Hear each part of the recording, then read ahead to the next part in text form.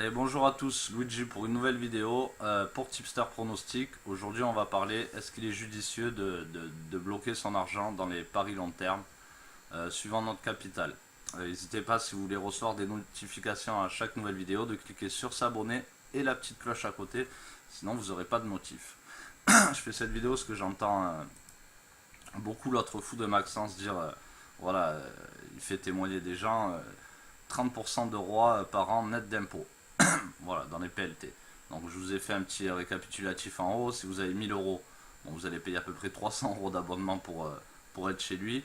Voilà, vous payez 300 euros d'abonnement et vous faites 300 euros de gain. Vu que 30% de ROI sur 1000 euros, ça fait 300. Donc vous ne gagnez pas d'argent. Imaginons que vous avez maintenant 10 000 euros dans les paris sportifs, vous ne faites pas de PLT. Donc c'est ce qu'on voit en dessous ici. Ici.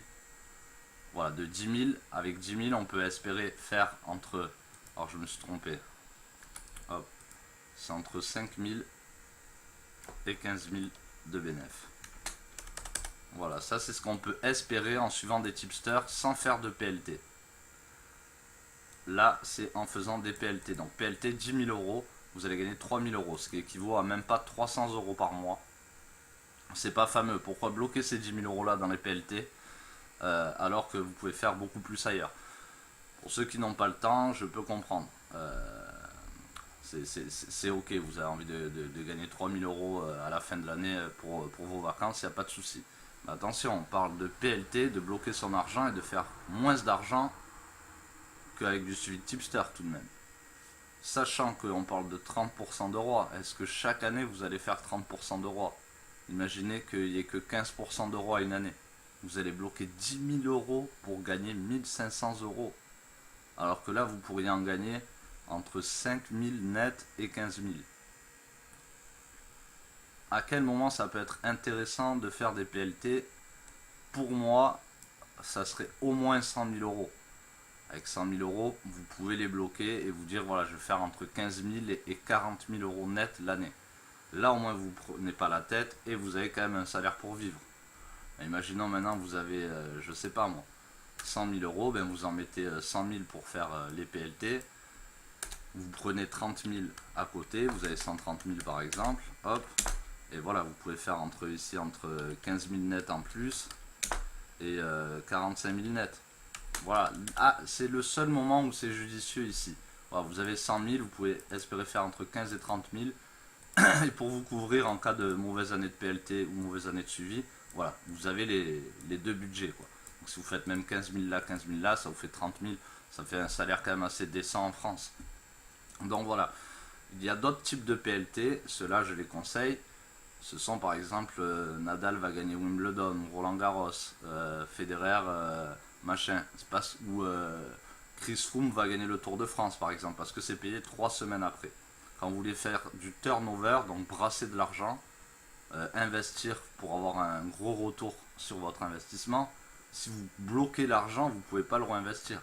Sachant que là, on parle de, par exemple, si on a 10 000 euros, on fait 3 000 euros, un ROI pourcentage, ça veut dire qu'on a investi les 10 000 euros.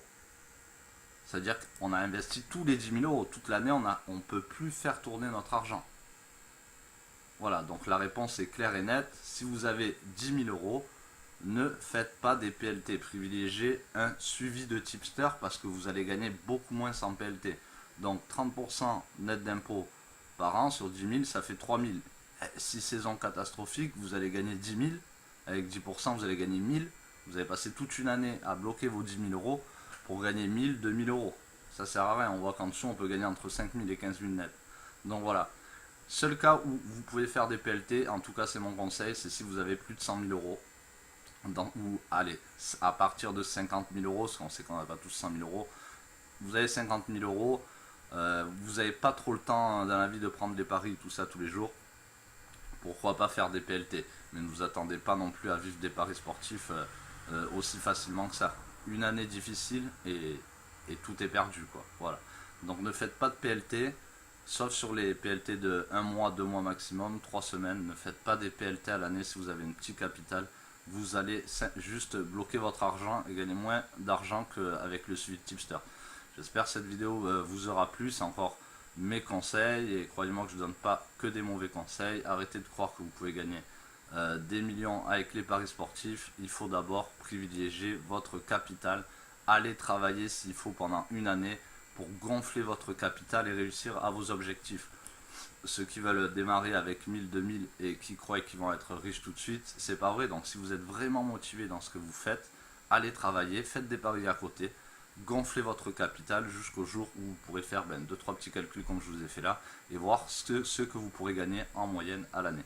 Voilà, c'était Luigi, j'espère que ça vous a plu. N'hésitez pas à lâcher un petit pouce bleu si vous avez kiffé la vidéo et à bientôt sur Tipster Pronostic. Bah